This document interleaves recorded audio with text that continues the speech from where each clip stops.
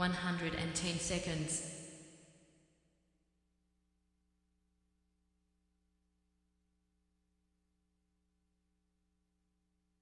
100 seconds.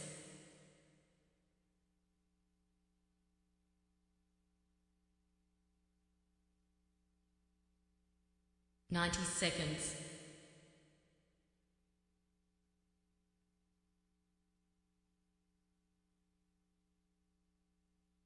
80 seconds.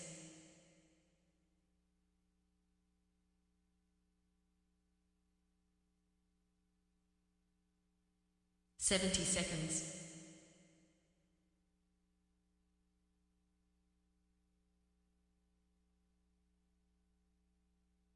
60 seconds.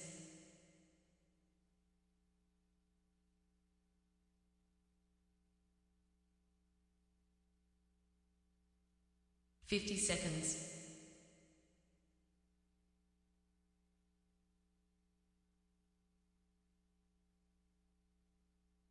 40 seconds.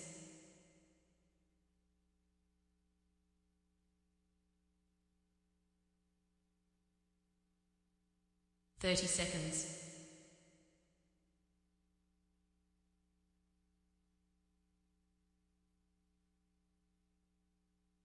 20 seconds.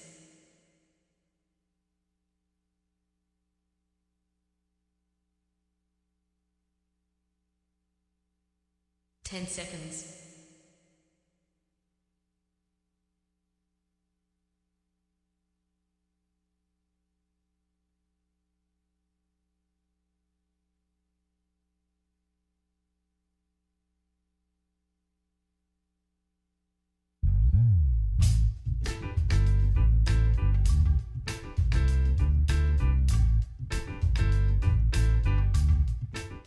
My name's J.C. McCauley. I'm Naisha McCauley, and you're watching AccessTV.org.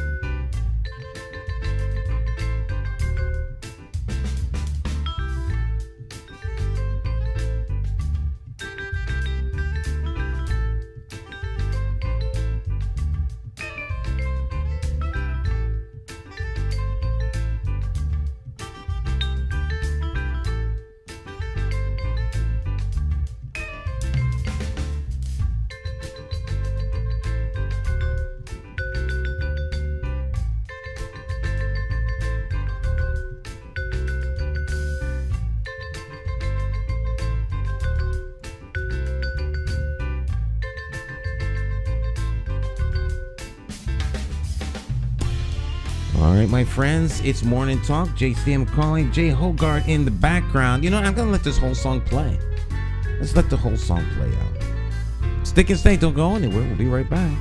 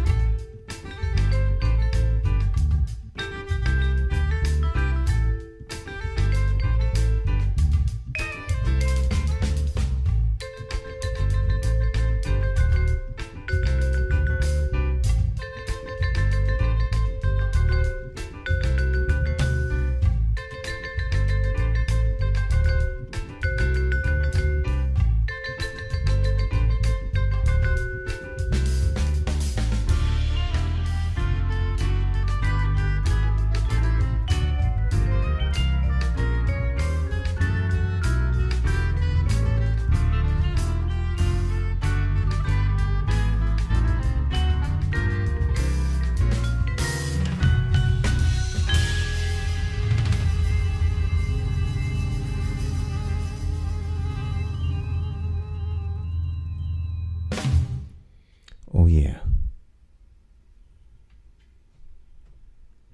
Wonderful. Holy Spirit Consciousness? That's the name Holy of the song? Spirit Consciousness. Yeah. Jay Hogarth. Yeah, they wrote that. He's the musical genius down at Wesleyan University. Professor. Head of the music department down there. I get goosebumps watching them play. Well, in the video, but even it was even more fascinating being there in person in this like legendary studio where like huge great jazz players play, because all of the great jazz albums were recorded in that studio. It's like you walk into a time tunnel. Oh, you were in seventh heaven. Yeah, huh? so you could. It's like the energy of all of the great players are in the room. You know. At one time, you couldn't bring any kind of photographic equipment into that space. You couldn't record them. Video, film, photos, not allowed. Because the way the space is designed, you know, depending upon where you put mics and instruments, you get different sounds. So the guy that designed the studio was a genius. So cameras does something to the sound? Cameras don't do anything to the sound. They give away the formula. If you could see the space, the way it's designed, and where stuff is, and take pictures of it, then you can go and duplicate it. Oh. So a lot of times, there are some people will not allow certain, you know. What I would want for the city of Hartford is. Oh, that's the mayor for a minute. Oh. Yeah, that mayor for a minute. They wouldn't let you bring equipment in. Yeah, we'll do mayor for a minute later. There was a great forum last night. Yeah. The AKAs. I hear it sounds like it was a great forum. It was a nice forum. Their questions, though, were all centered in and around business. Business. A lot of entrepreneurial and business questions. Really? Yeah. Give me a question. Oh, I'll do better than that. I'll show you the questions. This was one of the rare forums that they gave you the questions in advance. And so everyone had the questions in advance. That can be helpful. It could be a hindrance depending upon how you process having the questions in advance.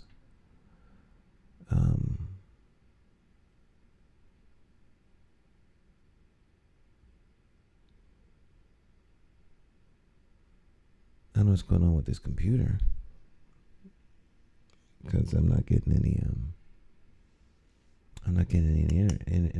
any internet on this computer. But yeah.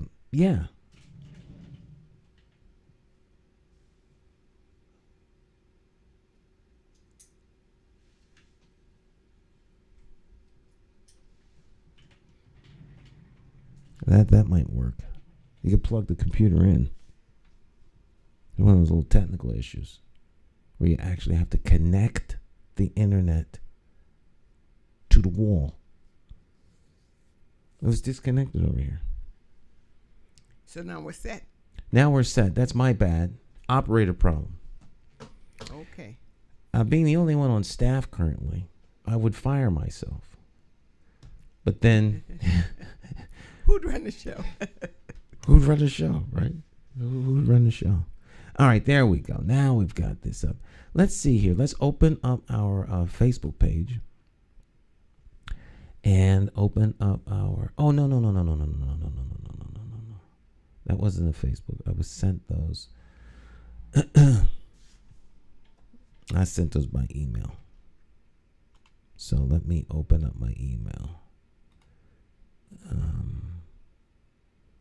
We'll open up the email off air so as to protect the names of those who email me. You know, I'm one of those full transparency guys, but that doesn't mean that others would send you email want you to be transparent with what they sent you. And that's not fair that's just not fair to the two people. Because here they are, mayoral forum. And these are the questions. And they were interesting questions.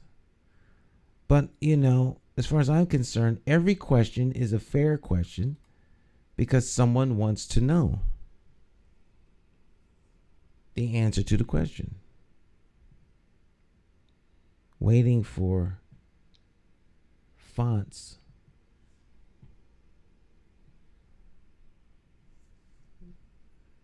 to happen here. What's going on? Loading. Wow, this is incredibly slow. We'll get there. But the questions were interesting. I'm trying to get a link to the footage. Someone was taping this. And so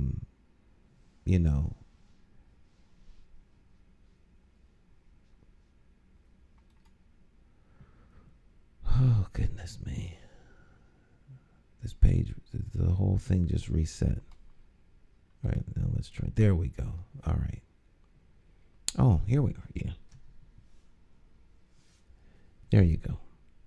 Okay. Now we have to hit the bigness button. Increase. Zoom in, zoom in, zoom in, zoom in. So here are the questions. Why should we choose to open a brick and mortar business in the city of Hartford? In the city of Hartford. Why should we choose to open brick and mortar businesses in the city of Hartford? That was the first question. That's a fair question.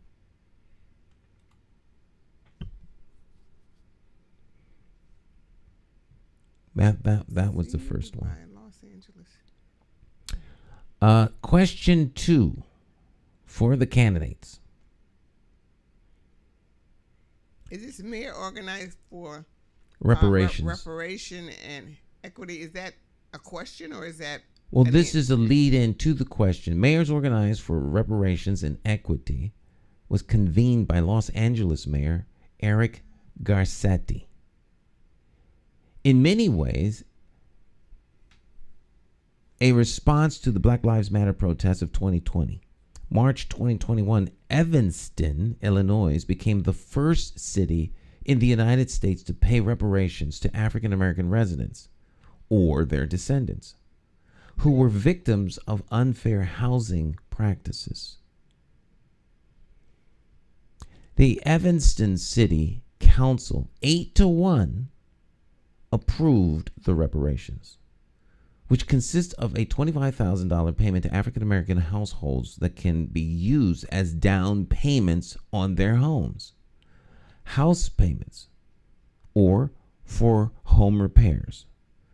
This was the initial payment, with plans to distribute $10 million in reparation payments to black residents over the next 10 years.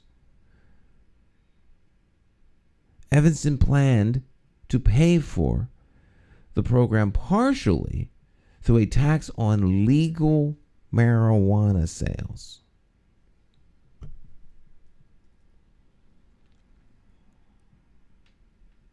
Okay, this is just one example of how some cities across the U.S.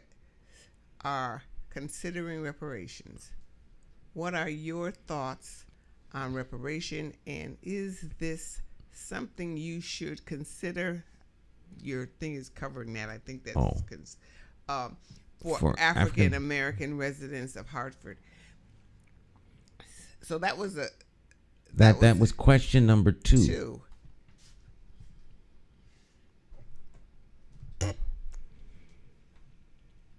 That was interesting. Now, of course, this you had a minute and a half to answer the question. But people had the questions in advance, so that way they could process this and distill down.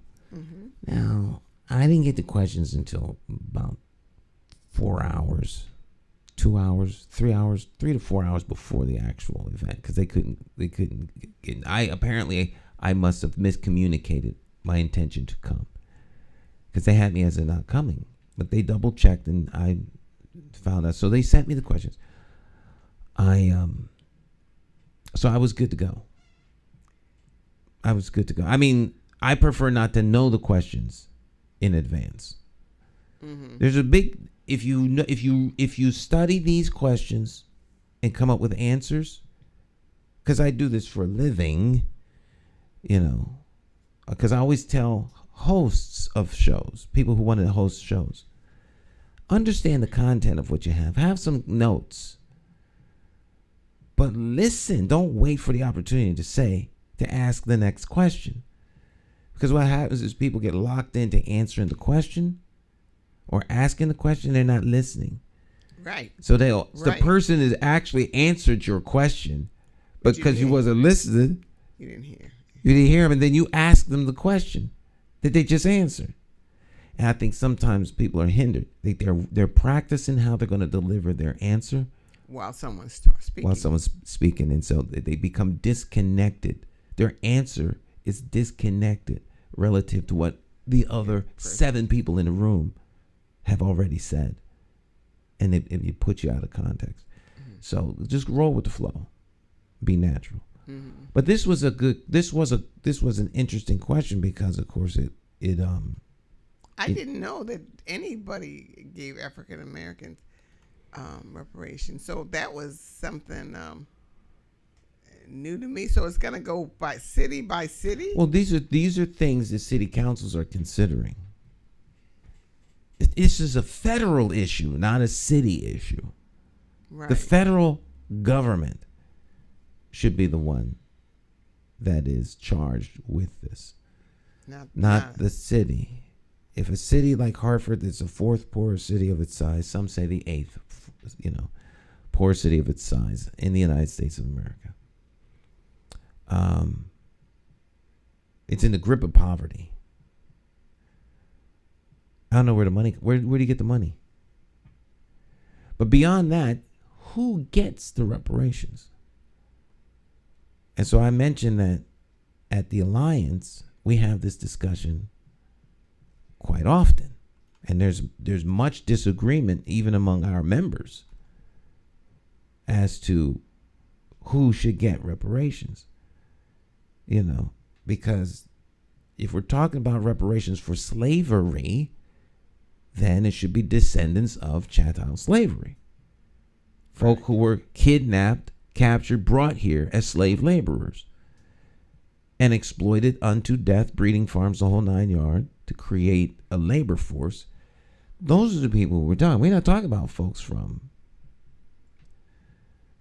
islands and all those other things. They may have come as part of the captured individuals, but they weren't brought here.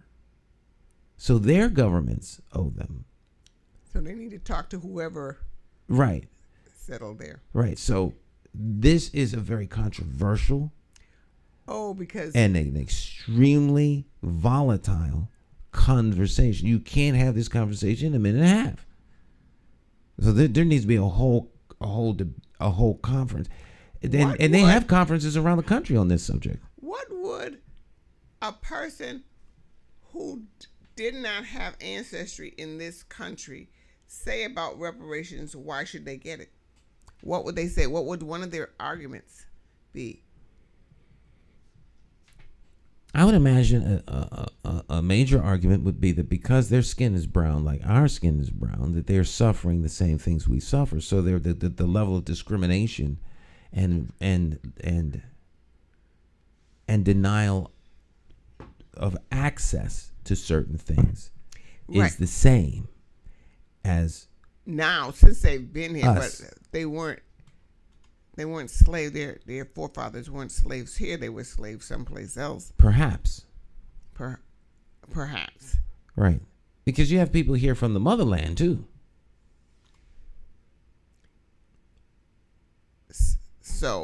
So they were never enslaved. They were never enslaved. Right.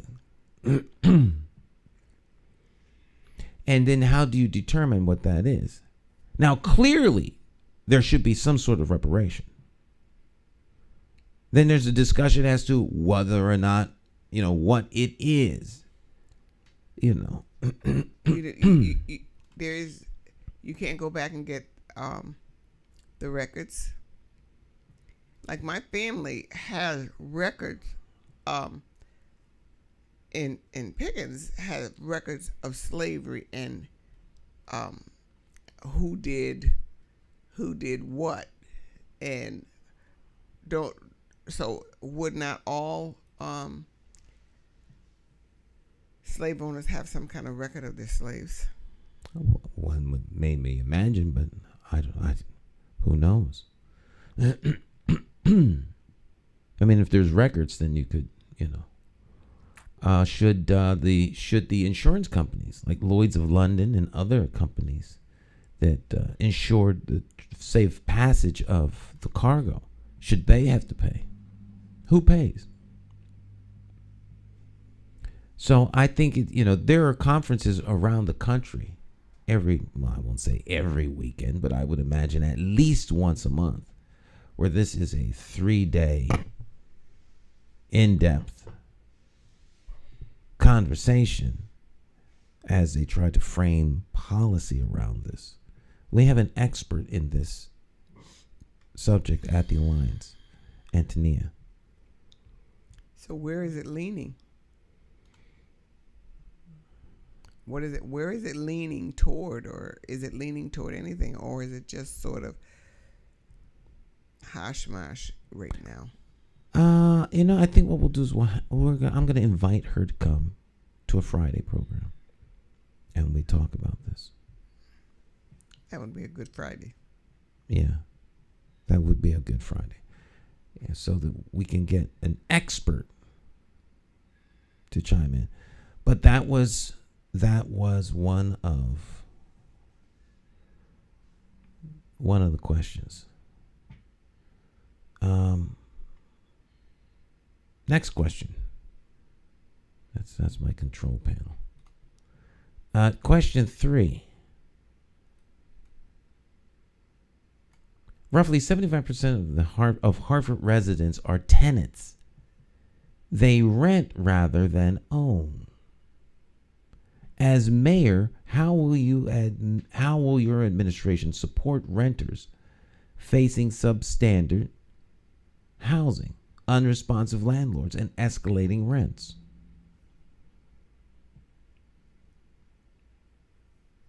Rent control. The old rent control. Yeah, rent control. Because some landlords are ridiculous. Well, I find the best way to control rent is to move. But I know that's an oversimplistic, unrealistic answer. I didn't say that, by the way.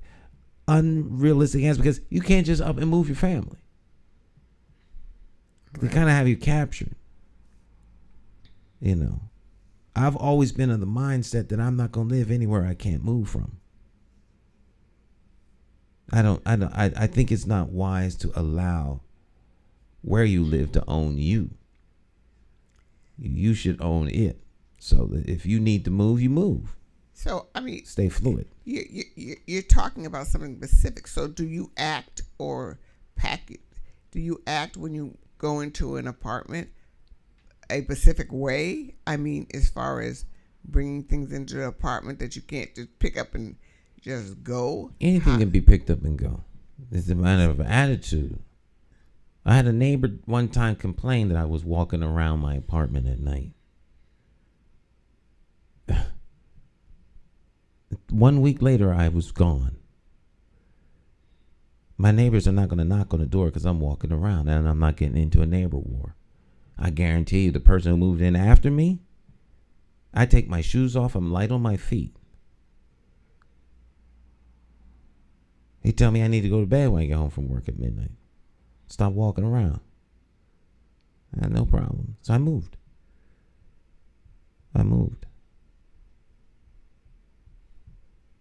Midnight movers. Move at night. I move at night.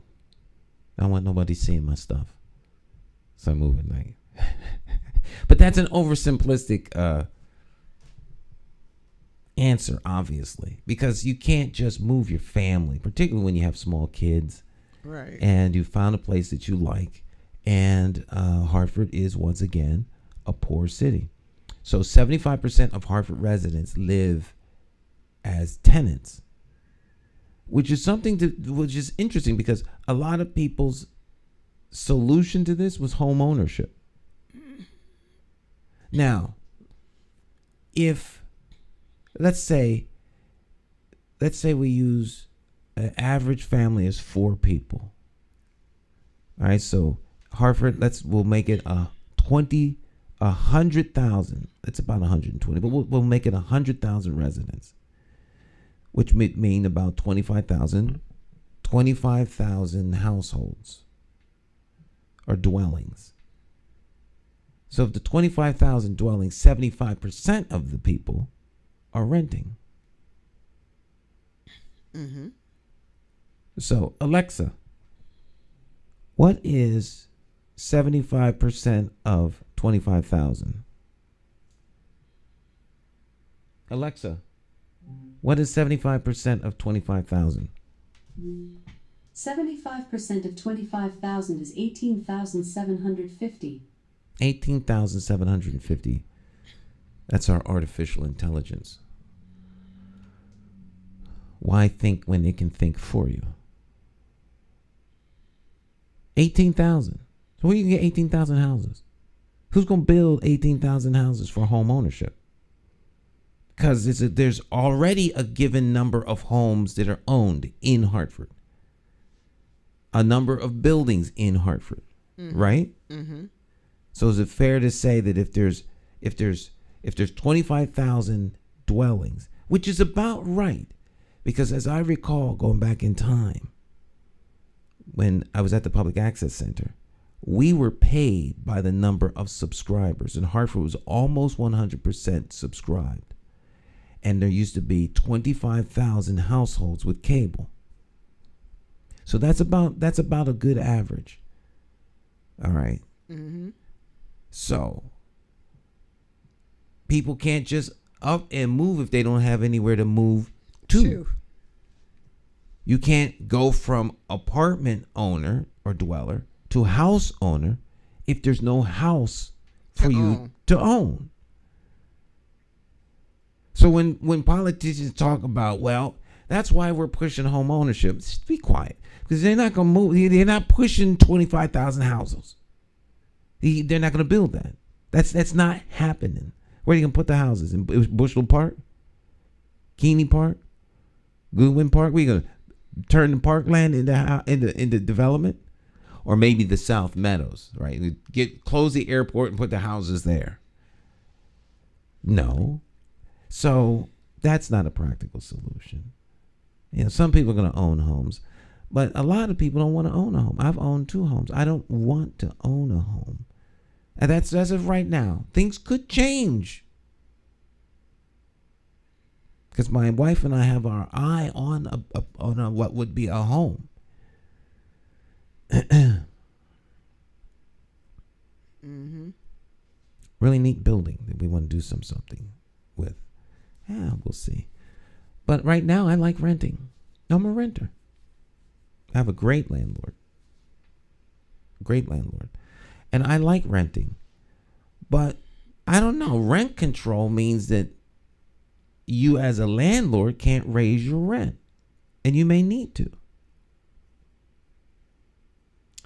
Well, I'm assuming, I don't know anything about rent control, but I was thinking as taxes go up, the rent control, it would even go up, because it would need to go up because the landlords have to pay more. So I would think it wouldn't stay the same, but it would go up, but it still would be rent control. So that means that the government gets to limit your profit. The government, say that again. The government would be able to limit your profit. Government would say, well, look, you can only make $100 a week in profit, whatever the number is. Oh. And you can't raise the rent any more than that. Now, electricity almost doubled, but most people pay their own electricity. But sometimes electricity is a part of the rent. All like if you got a place that has utilities included. Right. But so, what would be a solution for the landlord and the tenant where they could both survive? You know, there's always going to be outlandish landlords and outlandish tenants. Mm-hmm. You know, so what would be the solution or toward the solution of how they both could live and they both could, landlord could make his money and the tenant doesn't have to go broke paying rent? I think there's room in there for great conversation and some compromise.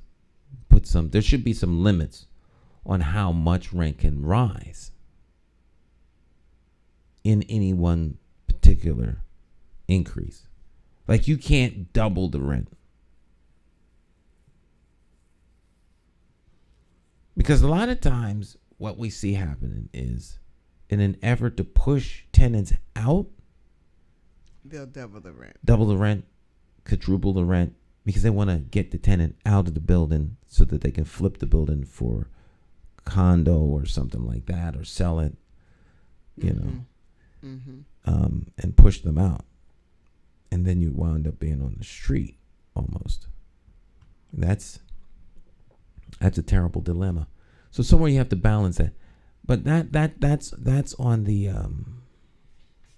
I felt very sorry for landlords during the COVID. Oh. I made sure I was renting at that time, and I made sure I paid my landlord every single month because I could not understand how you did not have to pay rent. You did not have to pay your rent. But landlords still had to pay their mortgage. If they had said landlords don't have to pay their mortgage and renters don't have to pay their rent, that would be one thing. But you're saying renters don't have to pay their rent, but landlords still had to pay their mortgage. I thought that was like... That's outrageous. I thought that was outrageous. And many people did not pay their rent. Many people didn't pay the rent, and some landlords lost their properties. How does that help the community where those properties are in, particularly where the people are living? Yeah, I just thought that was crazy. And so, you know, I didn't particularly get along with my landlord, but I surely was not going to not pay my rent, you know, because that was I just thought it was outrageous. That especially when the government was giving us extra money every month. I thought it was a lot of money. Because of COVID, why you couldn't pay your rent? People were they could pay. They chose not to pay rent, and they spent the money on other stuff. And then eventually they were evicted. Yeah.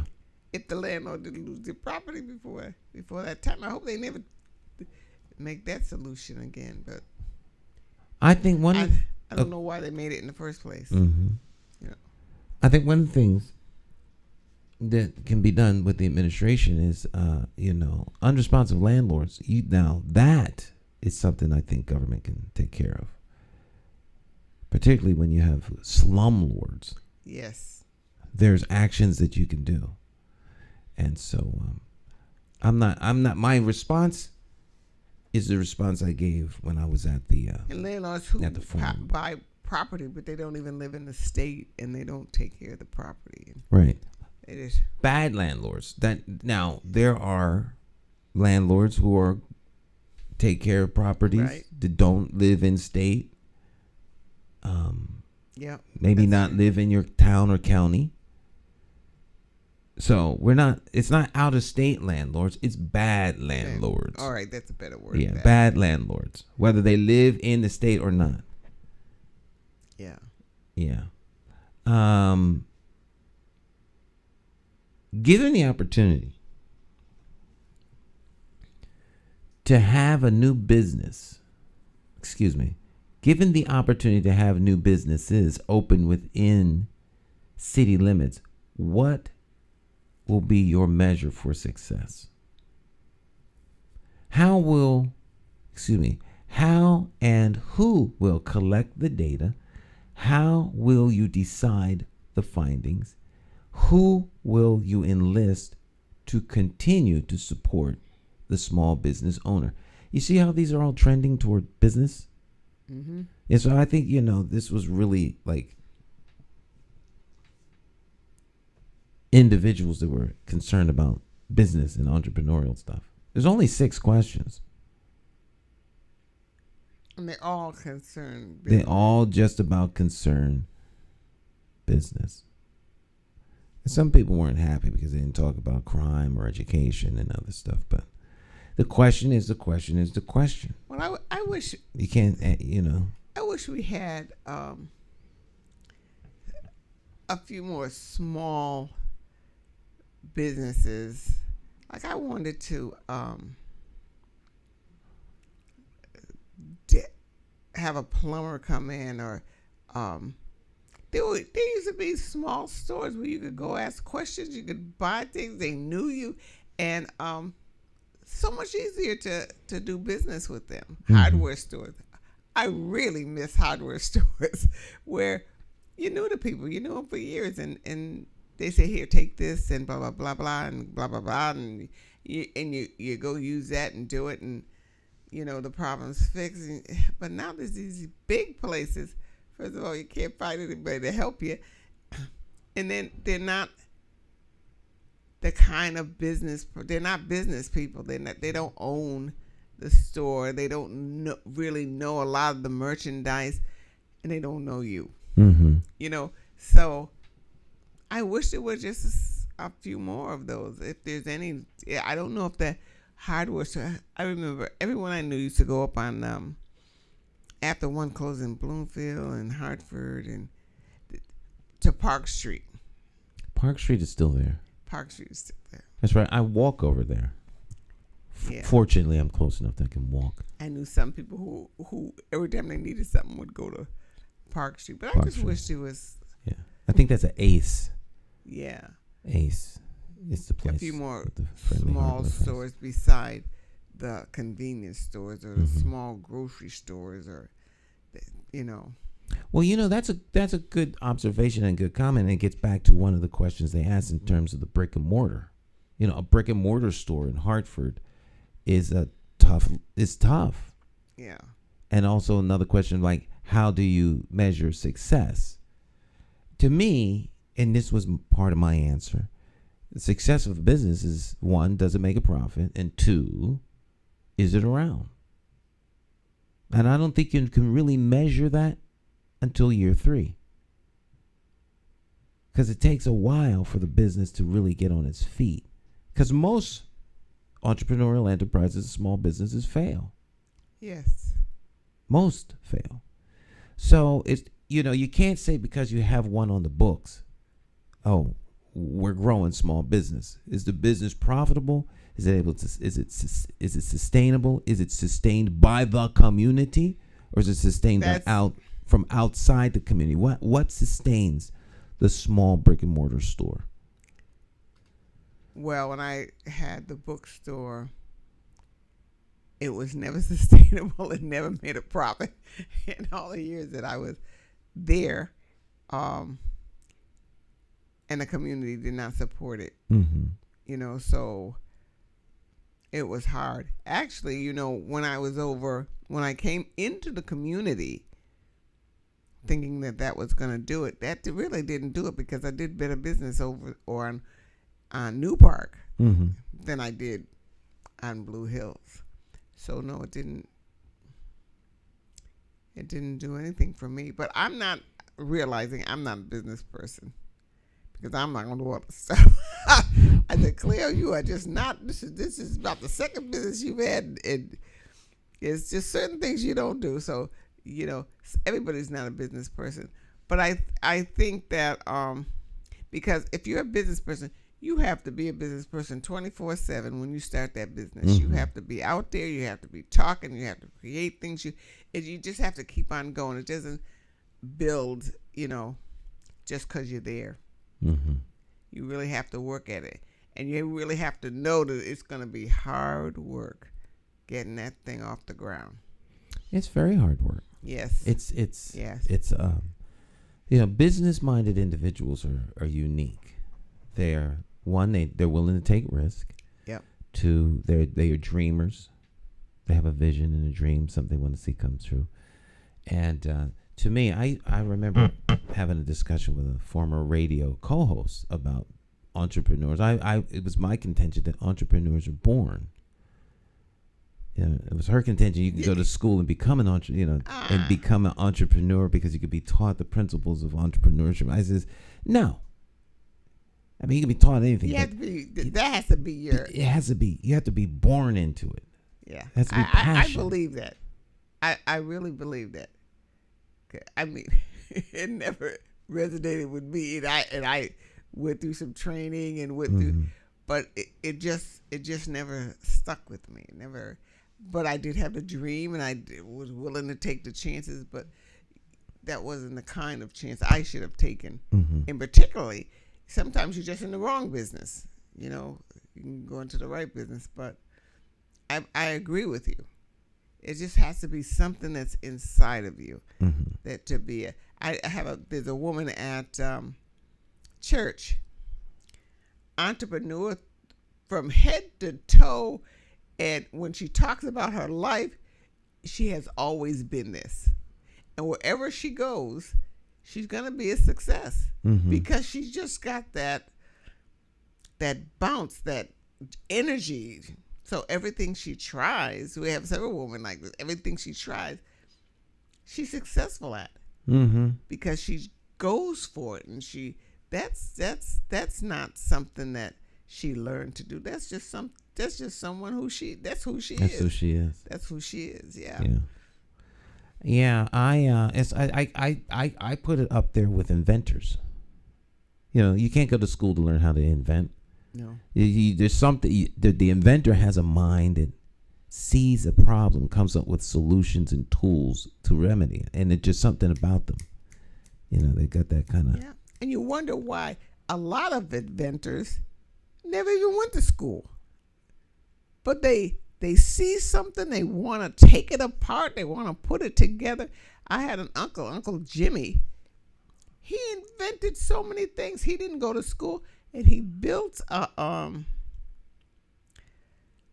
speakers and radios, all of these things, and he was doing it all the time down and he was a little different than the rest of us, but he was always inventing something, even if it's a little thing that you use. He was always inventing something, and he was always very different than us, and he wasn't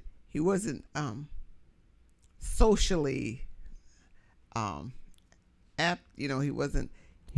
Seems like he was maybe a little socially awkward. He was. Thank you. He was socially awkward. He spoke awkwardly. He spoke of different things that most people didn't have conversations. He'd open a book with all these different things in it to build, and he'd just know how to do it, and he'd put this together and that together. And when he got to be 40 something, and he wanted to get married, but he was getting married because he was, so in those days, every Sunday in the paper there was these people who wanted to meet each other, so he started advertising for people. I remember those. The personals. What they were called, the personals. Right? He started going through the papers, and he'd meet these women. Some of them was humdingers. Some was humdingers. But he finally found someone, Mm-hmm. and they stayed married till the day he died. Wow. But believe me, the whole family went through some girlfriends.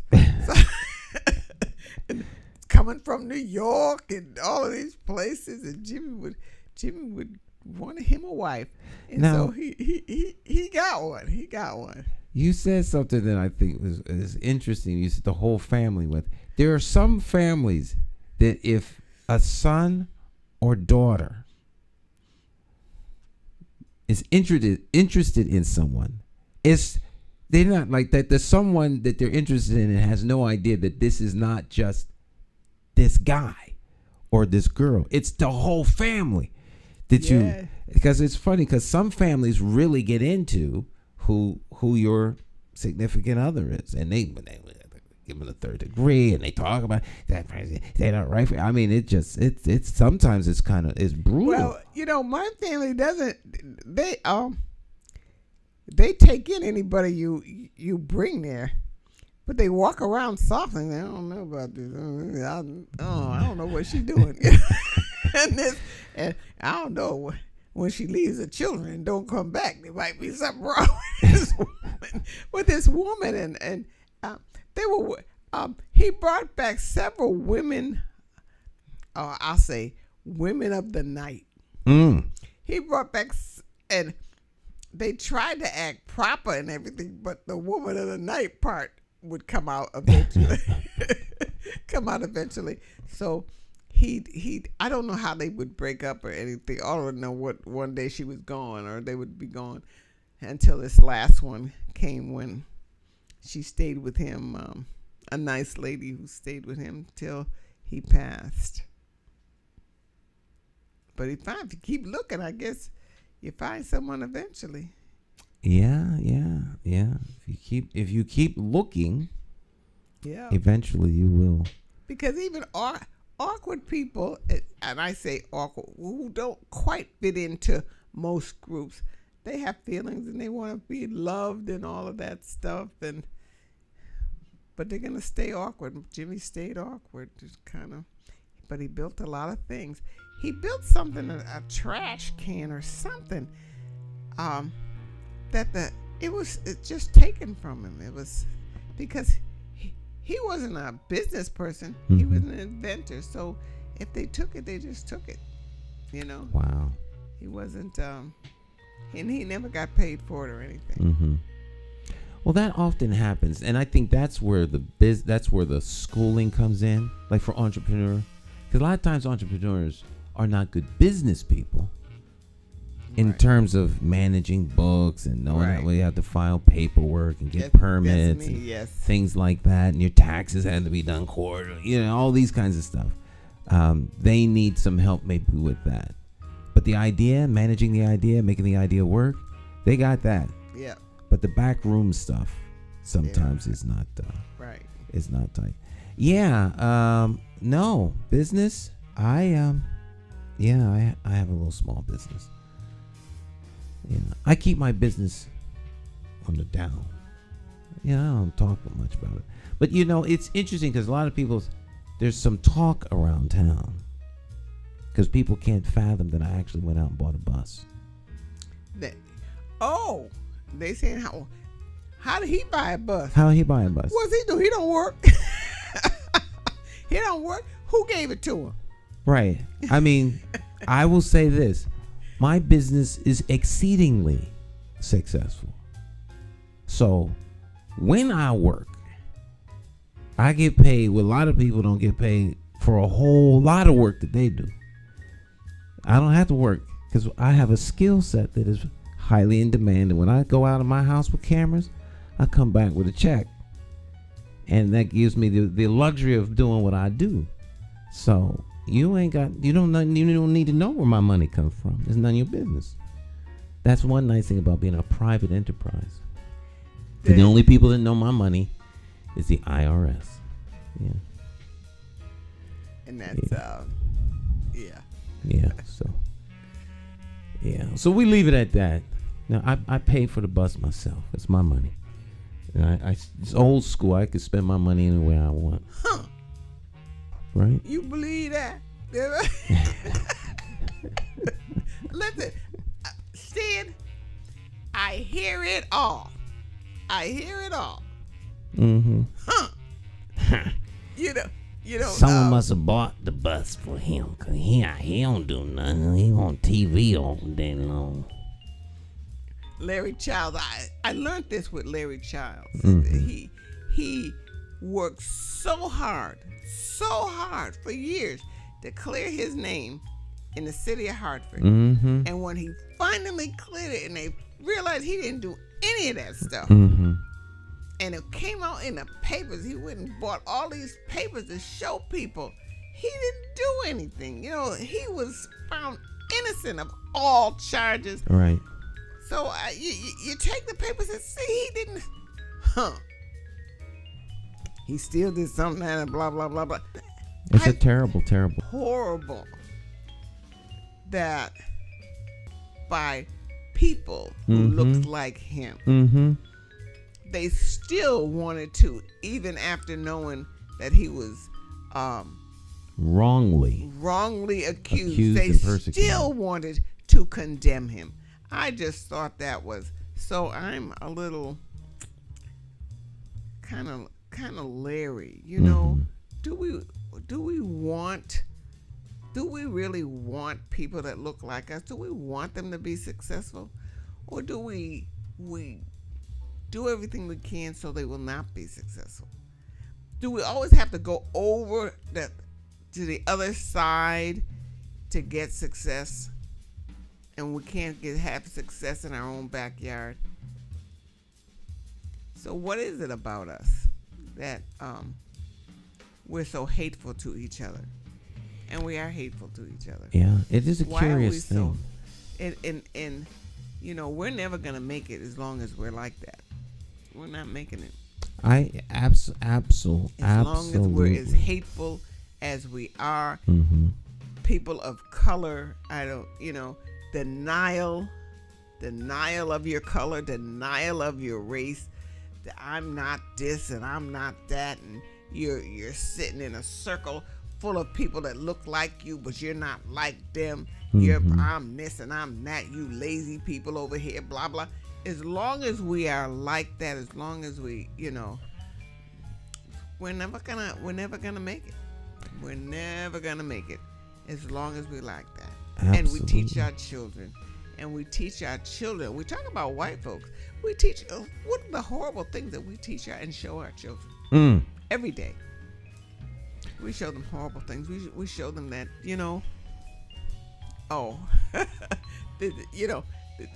the West Indian and the American. Come on. There's a Get a grip. Come on. There's a whole nother conversation That's that needs to be had in public settings so people can That's ridiculous. Get the air straight. My parents come from the West Indies. We don't tolerate that. My parents is, oh God, we're just as bad, and we're both horrible, and it's just ridiculous. It is total. First of all, a lot of us in America, when our forefathers first came, were taken from Africa, landed in the West Indies, and they brought us to America. To America. We are the same people. We came from the same place originally. And our color really hasn't changed that much. Mm-hmm. I really think that the West Indians are closer to natural Africa and their how they do things, because less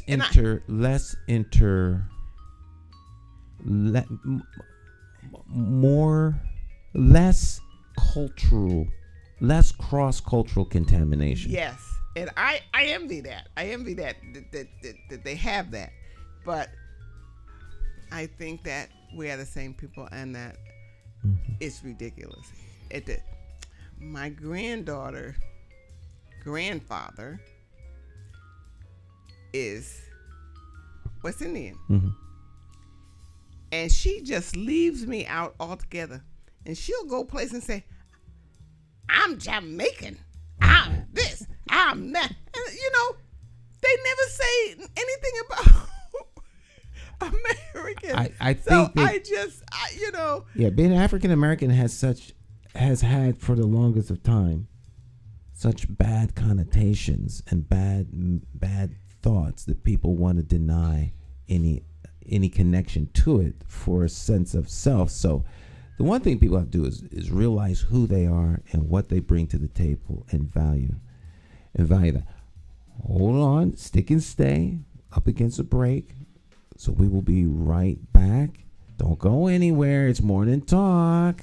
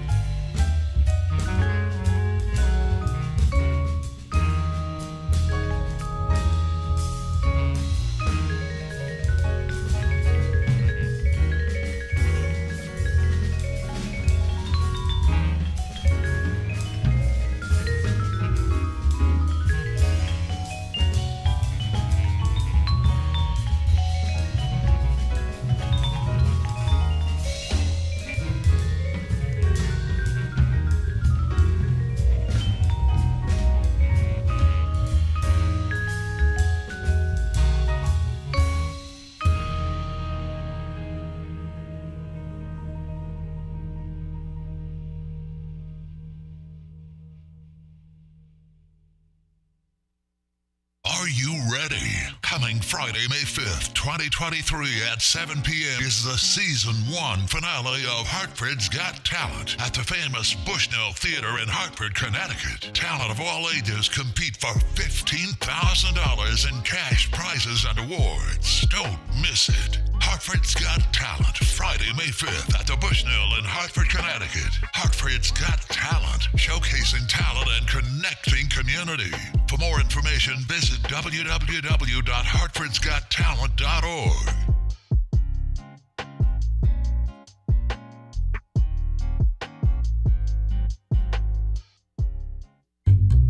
How do you define evil? Is evil the pedophile school administrator or taxation without representation? Is it the gatekeeping community leaders who sell out the very people they were elected to fight for? Or is evil the politician that puts out lies and takes in cash? However you may classify evil, having to choose the lesser of two evils still leaves you with evil. Nowhere does this rule apply more than during an election for mayor. Choosing a candidate who is the lesser of two evils still leaves you with evil. No wonder so many people don't vote. It's time for the constituents to flip the script and vote for a mayor you can trust. My name is Jason McCauley. I am an independent thinker, and I approve this message. I'm asking you for your vote on Tuesday, September the 12th, 2023, in the Democratic Party primary election for mayor for the city of Hartford. I, like you, am an independent thinker. So let's sit down and talk about my path to victory and why my 5-point plan for Hartford will work. Stop listening to the uninformed evil interests that tell you I can't win. For more information, visit McCauleyformayor.com. Have the courage to vote your conscience. Vote for the name you trust and know. Vote McCauley for mayor.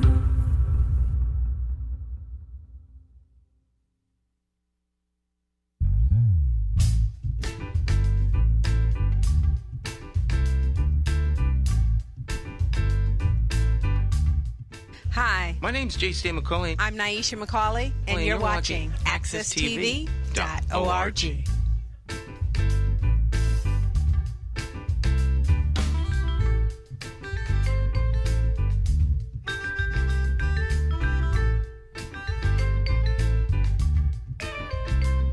Listen, All right, my friends, welcome back. It's Morning Talk. I'm your host, J. Stan McCauley, along with the champions of talk. Talk champion Cleo Duke-Wright is in the house. I forgot to put on my shirt. The shirt has been like on this chair here since.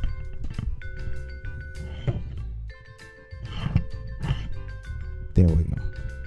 Yeah, my Hartford Got Talent shirt. I'm a Hartford's Got Talent ambassador. And so, you know, the ambassadors help to promote the program. And of course, the event is tonight. It's sold out. Bushnell. Sold out. Sold out. So tonight it's 7. So I was supposed to wear my shirt, but I always forget until I realize it's tonight and the shirt is sitting. I can see the shirt. So that's it. Let me put the shirt on. Yeah. So we've been playing that commercial. Or that little spot there. Yeah. One of the viewers says, you know, not my business what you do with your money. Same as my business. My business. You buy what you want. It's your money. But I remember some time ago a friend of yours asking for donations to fix your car. Just a thought why some are wondering. Not my business. Well, I think that's fair. Marcus Jarvis, one of my best friends. Last time I ran for mayor, at the end of the campaign, I had spent a lot of my disposable income. And so I had a car. All right. We weren't broke. I should say it was disposable or discretionary income. You know, we weren't broke, but I have my old car. And so I wasn't working on the car because that money I could use for the campaign. So my wife says, come look at what your friend is doing. I said, what are you talking about? So go look on Facebook, and he starts this fundraising campaign to get a car. We were livid. What? Is he? Folk think we broke, right? And so then I said to myself, you know what? It was a humbling experience. I had to take a humble pill. And this is part of what has probably led me to where I am now. So you move self out of the race. Get out of yourself. Get out of your own way. Get out of your own way. Get out of yourself. Mm-hmm. And so I was going to tell him, take that down, you know. And then hearing myself think that, I said, you know, you're making this about you. It's not about you. It's about what a friend of yours is doing. And then people started giving, and it was very humbling. It's like, this is a gift that people are giving. Stop. Accept the gift for Sometimes what it is. It's hard to accept it. And right, if you can't accept somebody trying to help you, whether you need to help or not, they're trying to help you, and you're too stuck on your stupid self to receive the gift that they're giving. And I said, this is an expression of what Hartford really is. All kinds of people gave, you know, and that to me was an outpouring of love. Mm-hmm. So we took a humble pill and sat back. So the little green car I drive, you know, we drive. Now I spent a considerable amount of money buying a new engine for the little green car, but I would never get rid of that car. I had to put a new engine in it. I know you did that last year. Yeah, brand new engine, because the car was not that expensive because it needed a new engine. But you know, but we cherish that car. I will never get rid of that car, and I just like I won't get rid of the old Mercedes I have because it was my mom's. So I get sentimental attachment to inanimate objects. I'm sure there's a whole cycle we can work psychological work on. Yeah. He's attached to inanimate things, but not people. You know, that one of them kind of things. You know. But anyhow, the car is here. We cherish the car. We take care of the car because it was a gift from the people of Hartford. So when I talk about my love for Hartford, That's all part of it. And there's nothing I wouldn't do for Hartford. And that car is an expression of the love that Hartford has for us. And so from Marcus and all the other people, about 100 people gave. Wow. To raise the money. Yeah, but you never even thought that there were 100 people out there that would I give you wouldn't, anything. No. Right. No. Right. And so, if you help people, people will help you. And you reap what you sow all the way around. And so it was, as I said, was a humbling experience. And I but that's the deal. But no, I'm far from broke. We are far from broke.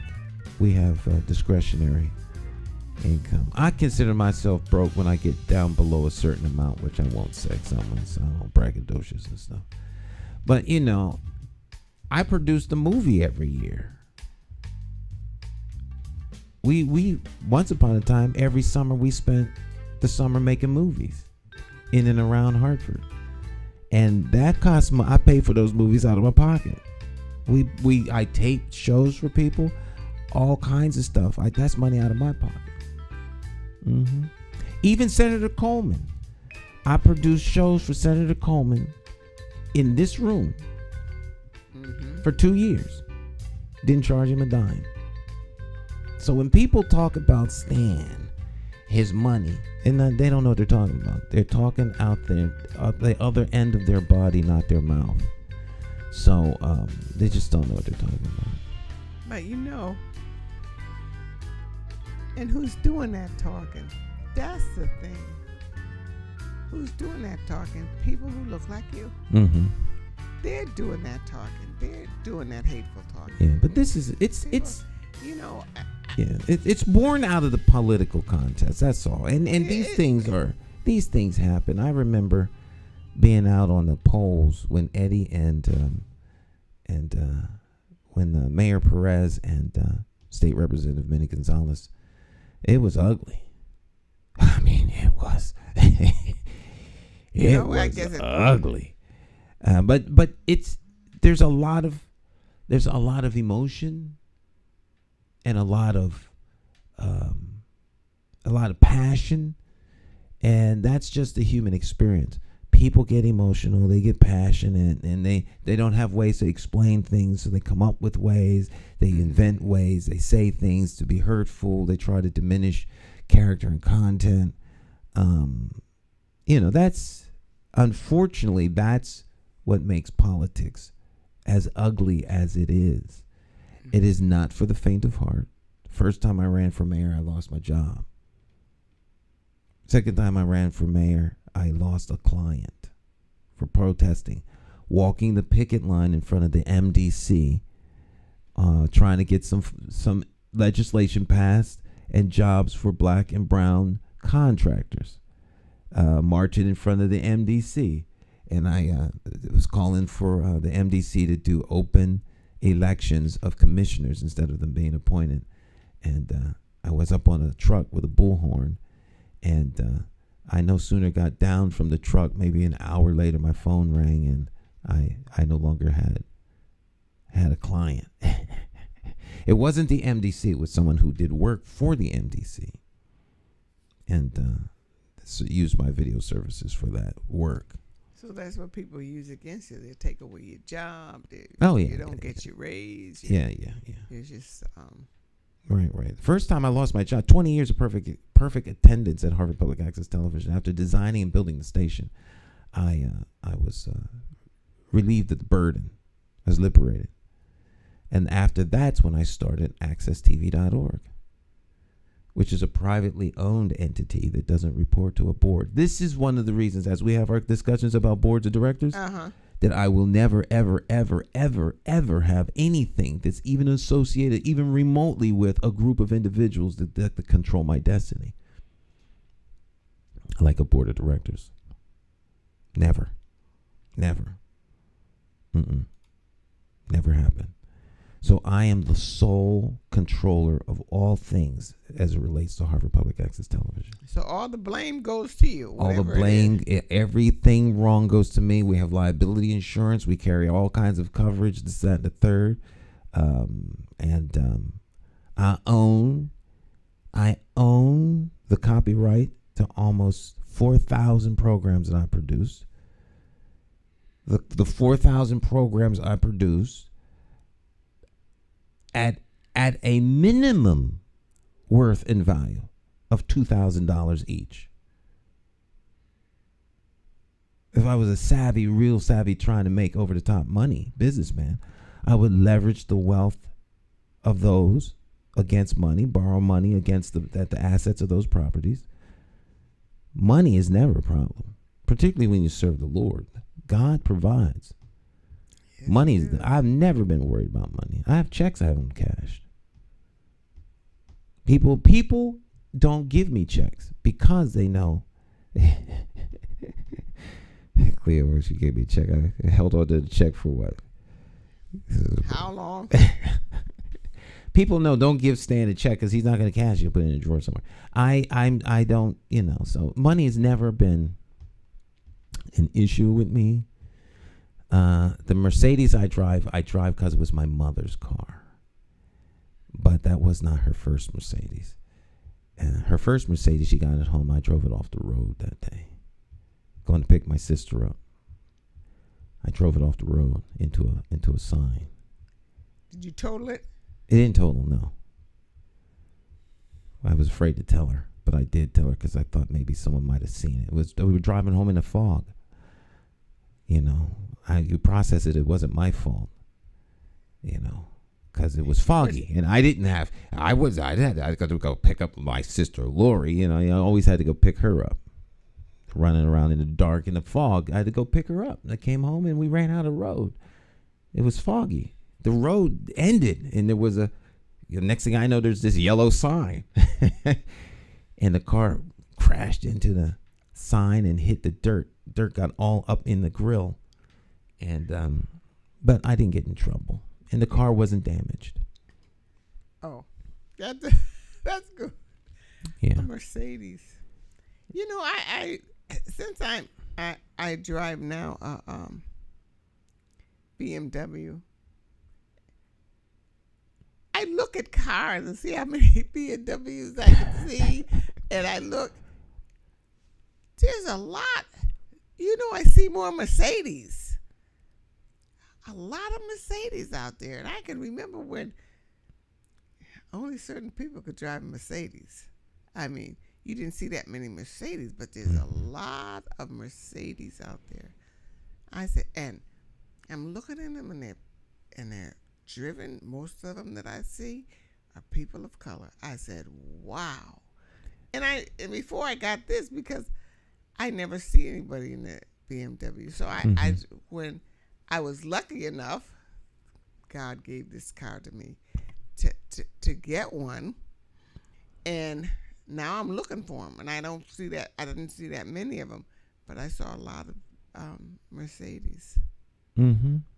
I said, wow. Now, she had that one imported. My mother was a doctor. Dad was an airline executive. No, I'm not, I never really talk about this stuff because, one, it's nobody's business. Two, it becomes braggadocious. Yeah. And I don't like doing that. Doesn't really look.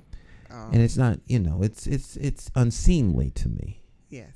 But the idea or the notion that someone's paying me to be in the race is just, it's absurd. It's laughable. And we seriously considered contacting our attorney and having a cease and desist letter. Because you get or threat of suing for slander and libel. But, you had to let it roll off? We let it roll off. If I wanted to be, I wouldn't be slanderous. Because the stuff I know isn't slanders the truth. It can be backed up. So if I wanted to get in the gutter, folk would be getting out of the race. So I'm not that guy. So I don't do that kind of stuff because it's ungodly. They're gonna do that to you. Hmm? They're gonna do that to you. They're gonna try. Well, they would be wise not to. It's going to be a very interesting. Oh yeah. Very interesting race. Mm-hmm. A little tense, staying a little tense. Well, that's okay. That means you know what? If that is the pushback, then that means there's a real threat. Really? Right. You don't do this if there's no threat. Like I'm not worried about what anyone else does because there's not a threat. You're worried about people that might be a threat to you.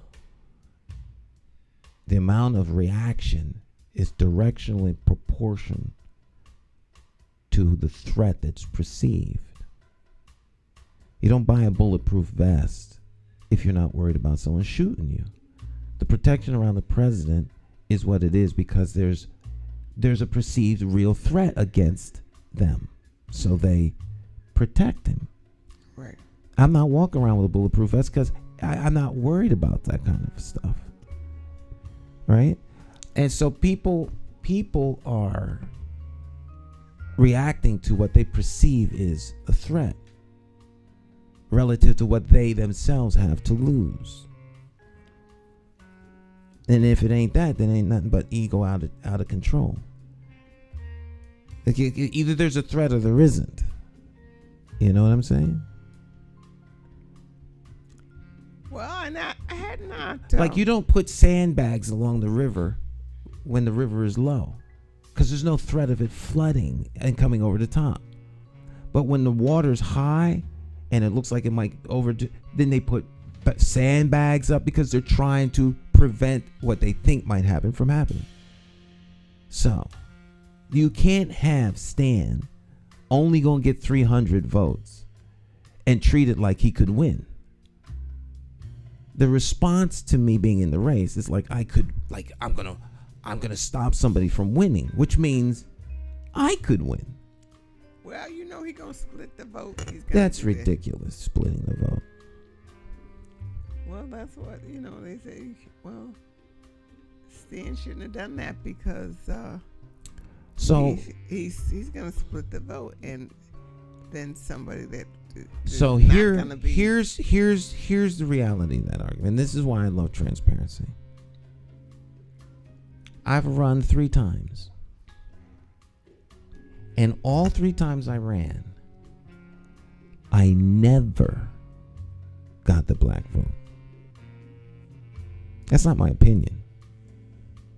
That's a fact. Eddie got the black vote. Pedro got the black vote. Luke got the black vote. Now, I never got the black vote. So what am I splitting?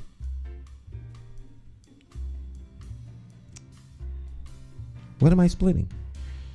So it's a laughable argument. It sounds good. It helps the head figure out why people may not be doing so good. But I never got the black vote. That's a question. If you've never had the black vote, then why are you going for the 4th time? Because I'm not running for the black vote. I'm running for Hartford, as I've always run. I run for Hartford. Hartford isn't black, brown, white, yellow. It's Hartford. The people of Hartford deserve leadership that cares about them. Not just one part of the country. One part of the city. Black people are important to me because black people are the ones suffering. I'm black. But even though I never got the support, I still do stuff for black folk. For black folks. Right? So you're for all of Hartford. I'm for all of Hartford. Always have been. Always have been. and have been fighting for Black Hartford as long as I've been here. But that does not mean that you get black support. That's not the reason to fight for somebody. You don't fight for someone in order to get their support. You fight for them because they need a champion. That's why you fight for people. Not because you want something in exchange. Earl Shepard, that's sitting over there, told me, if you do this because you're expecting something in return, stop right now.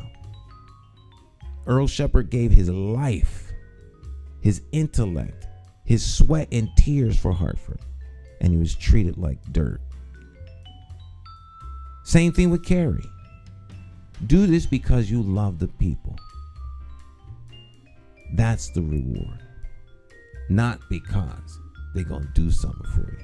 Because if that's what you're doing this for, you're going to be gravely disappointed. Well, I don't think that they're the people who are buying people and getting paid to go a certain direction or to do a certain thing, or are feeling sorry, are not successful in their minds. You know what I'm saying? Well, you know, those who are being paid by people who really are not doing that much for our best interests. I'll say they've split the city. They have an interest for part of the city. They don't have an interest for all of the city. So they buy people to get what they want who look like us. And those people are successful in what they're doing because they're getting paid. Do you know what I'm saying? I know what you're saying. Here's the deal. Hartford is a wonderful city with wonderful people that have wonderful hearts. And at some point, they're going to wake up. I'm hoping it's this time. I hope it's this time. And all of a sudden, people going to the polls, that's where they'll make the decision. When they're in the polls. When they're in the polls, in the booth, that's when they'll make the decision. And I can guarantee you there will be a change this time. Because people's hearts are controlled by more than money. They're controlled by more than money. And there are powers far greater than us that touch the hearts of people. And that's all it takes. Stick and stay. We will be right back. It's Morning Talk. Jay Stan along with Cleo Duke-Wright.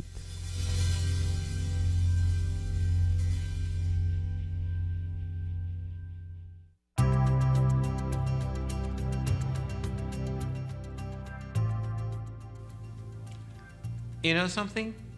Hartford's strength is the people. They're independent thinkers and love their city. So how did Hartford fall into the hands of rogue policymakers?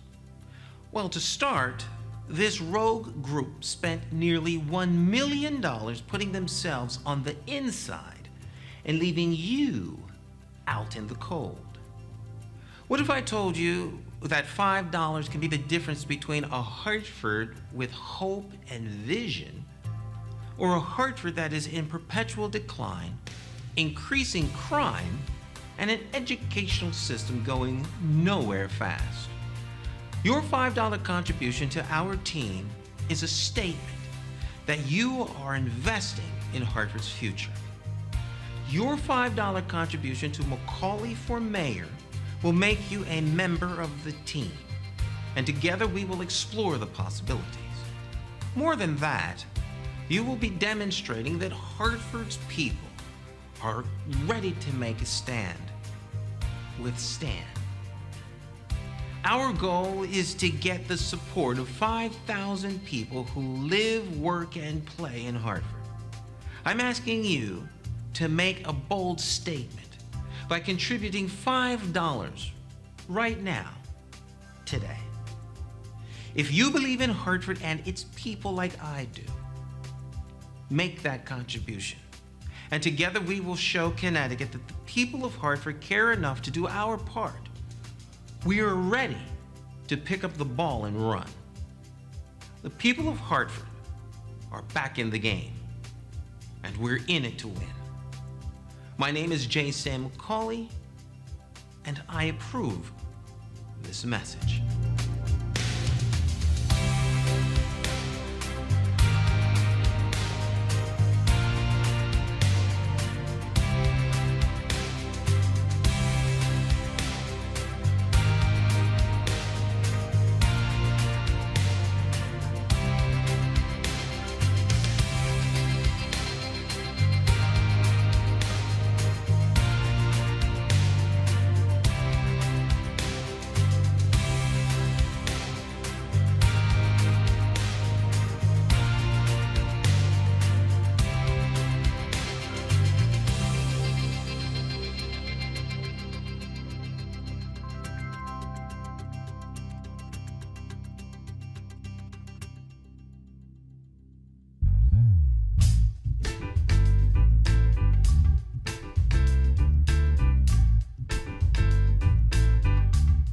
Hi, My name's J. Sam McCauley. I'm Naisha McCauley, and you're watching AccessTV.org.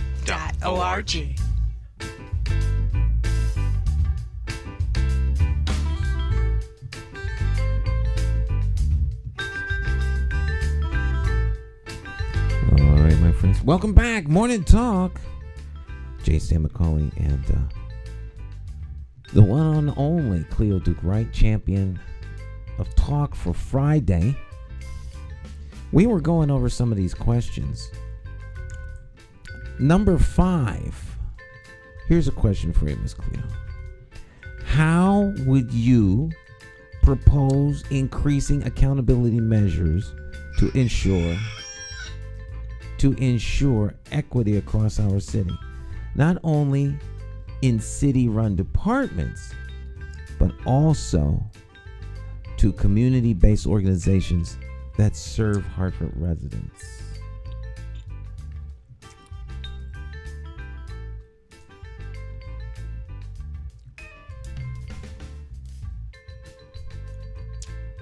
You asked me how would I increase accountability.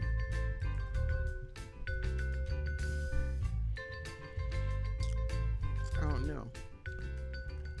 Yeah, this was an interesting question, I thought, and community-based organizations. I guess if we're talking about the city and nonprofits, like you can affect change with nonprofit. I mean, with employees, just treat them equitably in the whole 9 yards. But nonprofit organizations, community-based organizations, are outside of the city's purview. Unless they're getting money from the city, then you can tie certain actions. But that's manipulating to me. They have the same problems and the same. Sometimes I've been going a long time, but sometimes it's not so good. They have the same problem, the same management, employee, participant problems that other organizations have. And when they do have those problems, or their focus, I can say their focus is not steady on what they say they're going to do, on their purpose. When their focus is not on their purpose, then the participants, who are the reason why you are a nonprofit, but suffer. And your employees, who usually are very focused on what they're doing, they really believe in. When management changes, it's not good because everybody suffers. That's just my. Yeah, these are leadership. That, to me, that's a leadership issue. Yeah, whether it's in the city, whether it's in nonprofit, whether it's in churches, these are leadership issues. That's a leadership issue. Are the people in charge willing to lead and hold accountable the people that they should be holding accountable. That's pure leadership to me anyway. Or does I call it the machine, or does the machine become the most important thing that you're looking after? Just the machine. You gotta keep this machine going. You gotta do this and keep this machine going, and forget about the purpose that you started. The purpose. You forget it. I think that's just my opinion. Traffic violence. Now, this was a really interesting question because this is something everybody in Hartford can relate to. Traffic violence is a concern for pedestrians and cyclists in our community. About 30% of Hartford households don't own a car. So their primary mode of transportation is self-propelled, whether by foot or cycle, I guess. And many that do own cars also enjoy walking and riding around town. What will you do as mayor to protect residents from reckless vehicle drivers who pose a danger to everyone else? That's something that the mayor can impact. That's a good question. How would you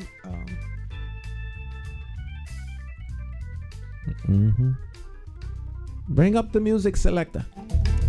Do you think heavy fines would help? Impound cars. Impound cars? Yeah. Take the car. If you caught speeding in a residential area, blowing stop signs, take your car. Take the car. Take car. Red lights. There need to be red light cameras.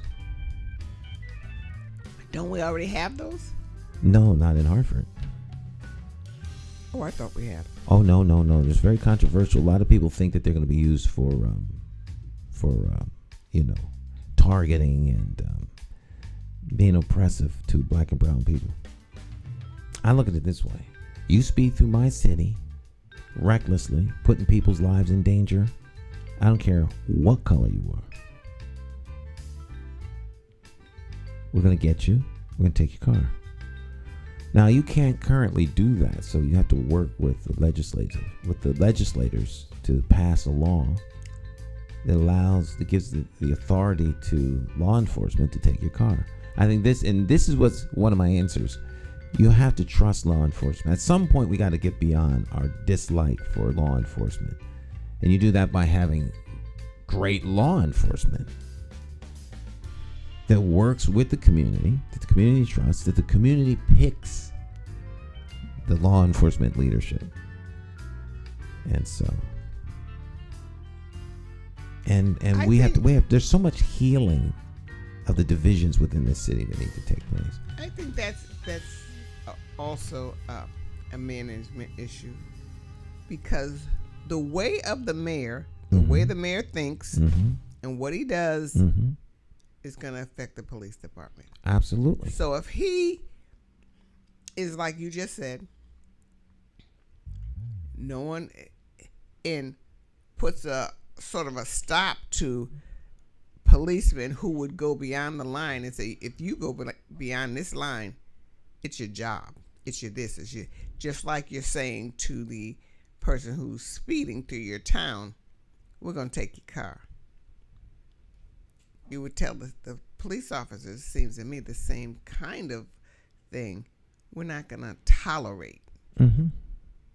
Now, that has to come from the mayor. It has to come from the mayor. We're not going to tolerate misuse of our people. Right. The sense of lawlessness that we are seeing, that is a leadership issue. That's a leadership issue. You cannot have a lawless society and expect people to be safe. The laws are there to protect human beings. It's the only reason they're there. The laws exist so you can have a consequence for certain actions. Then that's provided by the law. If there's no law, then there's no consequence. So when you when you have lawlessness, that's because there's no consequence for actions. People do whatever they want, driving around crazily. And you can blame some of that on the pandemic, but the pandemic is officially over. And before the pandemic, you had the same problem. It got worse during the pandemic, the lawlessness. But that's because leadership chose not to enforce law. And the lawbreakers in a black and brown town hurt black and brown people. You know? But if they were in West Hartford, Glastonbury, you think that would happen? Abs. And if it did, don't you think it would be stopped immediately? So I just think that everybody has to be accountable. The officers, I don't care where they live or what all, they need to treat the people of Hartford with respect. Absolutely. And the only way that's going to happen is if the mayor has that kind of a mindset. Mm-hmm. You don't mistreat my people. This is how you choose the next police chief. I was asked this in an interview at the 7th District for mayoral candidates interview.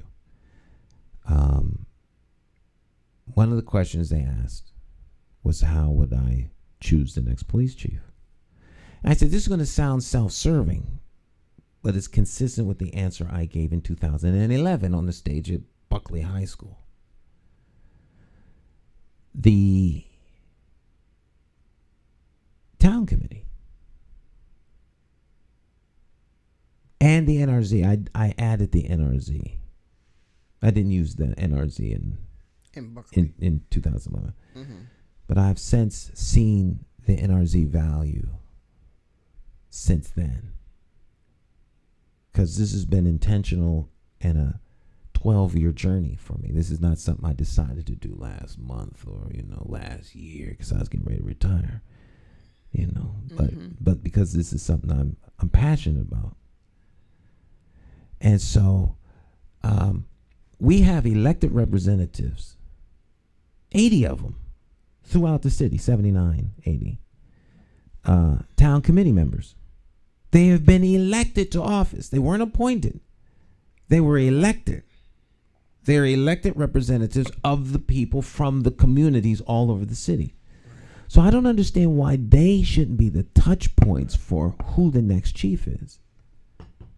So I would listen to the spokespeople from the town committees along with the presidents or chairs of the NRZs in terms of select for me, vet for me, a short list of candidates that you would like to see become the next police chief.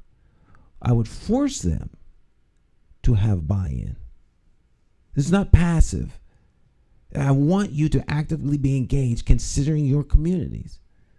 All right. And so I would ask them to do that. Then we would convene. Now that doesn't mean that I won't have somebody that I want. I put mine in, but out of that, let's distill down who we're gonna work with. All right. Let's get the top 5, work that down to the top 3, work that down to the top 2, and then it becomes incumbent upon me as it's the role of mayor to choose. And then the city council confirms. And that's the most equitable, fairest way to pick the next chief that I can think of, as opposed to me just appointing somebody. Because irrespective of who the chief is, they're going to follow the rules. And now we have a chief that everyone can agree to and buys in. That's half the battle. And you may have begin to do some healing. Right. At that point where our residents would try to be or go into the police academy if they had more trust in in the police, then maybe using that process, might sign up for a police academy. Right, and it also helps to build the capacity and the value of the town committee. Because the town committee ought to be much, much more involved in the governance of the city than it is. You should be hearing what's going on in the city from your town committee members. At this point, at this stage, the town committee, what real capacity do they have? Their main capacity is to choose the mayor, it seems, and city council.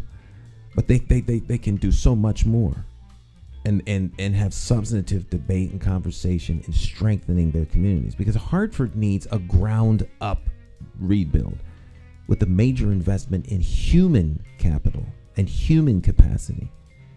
Because there's two schools of thought. You can build Hartford Incorporated as a company, as a business that's profitable and generates money for all kinds of people, but it's not generating anything for the people who actually call Hartford home, who need the greatest help. Or you can invest in the people of Hartford and thus build capacity, make the people of Hartford more productive, have an all-out, all hands on deck reading literacy campaign to make Hartford a literate city. Because 61% of the people in Hartford are functionally illiterate. 61%. I was told that by a highly placed expert in education from Capital Community College. And that means, in his words, that means that they cannot read an ATM machine. So if you can't read an ATM machine, that means you also can't read the paper. It means you also can't read positions where people are politically, which means you are reliant on hearsay, innuendo, and gossip, because you have no way of vetting and checking for yourself. So you have to go with people who you trust, even though people you trust may be misinformed. You can't double check anything because you don't have the capacity. All right. That is extremely sad.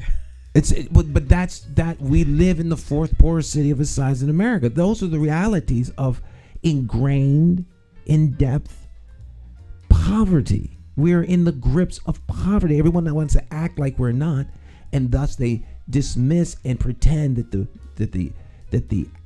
result of that kind of poverty doesn't exist. Well, yeah, it exists. It's just being covered up.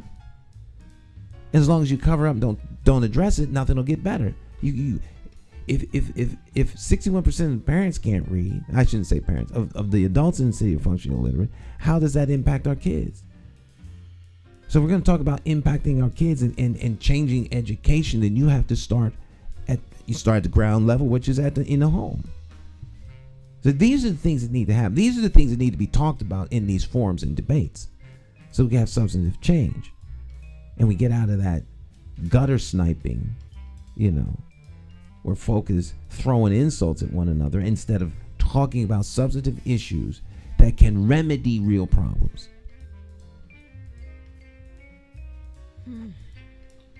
Because Hartford is beyond fixable. This is the most fixable problem there is. Hartford is not that difficult to fix. If you want to fix it. And that's the key. If you want to fix it. Yes, if you want to fix it. Yeah, so. Well, Miss Cleo, we're out of time. Oh, already? Already. It's almost 10:30. It is. What happened to 9:30? Really? Really? We went over. Oh, okay. Yeah, but we started late. Oh, all right. Miss Cleo and I have a whole program before we get on the air. Oh, gosh. Every week we're talking. It's like, all right, I guess maybe we should get on the air. Yeah. Yes. I like talking to Miss Cleo. I keep saying this. I know I keep saying this, but I'm gonna be on. I'm getting myself together to have a show on Zoom. I hope people. Oh, okay. Watch. I'm almost there. All right.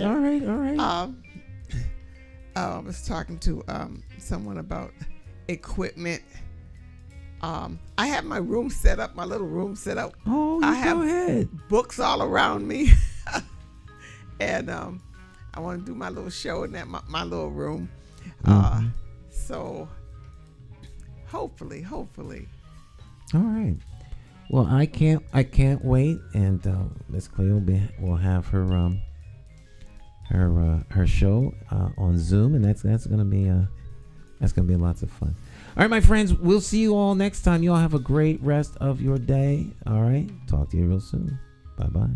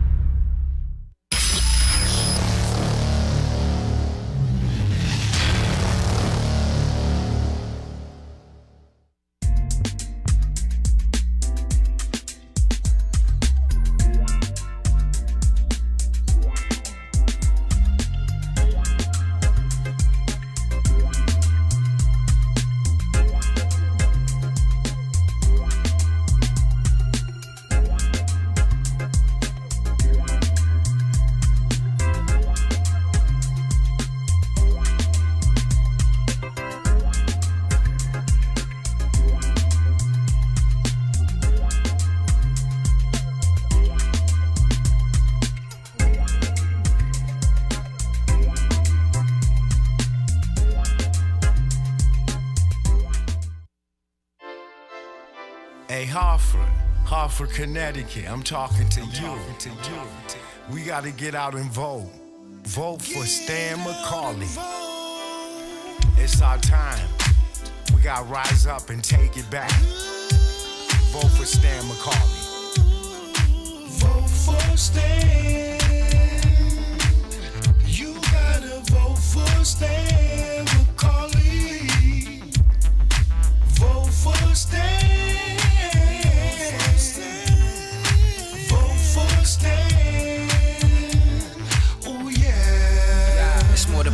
Than just what your social covers, and it ain't somewhere written down in bold letters. Don't just take my word for it, do your research, think of your future, look at your bigger picture. Suit and tie, clean up, unity for the righteous, plotting on action, hands-on access, with a light source vision, door-to-door knocking, guerrilla style marketing, brainstorm as a collective, real neighborhood suggestions, only we know what it is where we living, to make real life decisions, move on facts, make it manifest back. You gotta vote for Stan McCauley. Vote for Stan. Vote for Stan. Vote for Stan. Oh yeah. Look at your city. Stop. Take a look around. Is opportunity flow?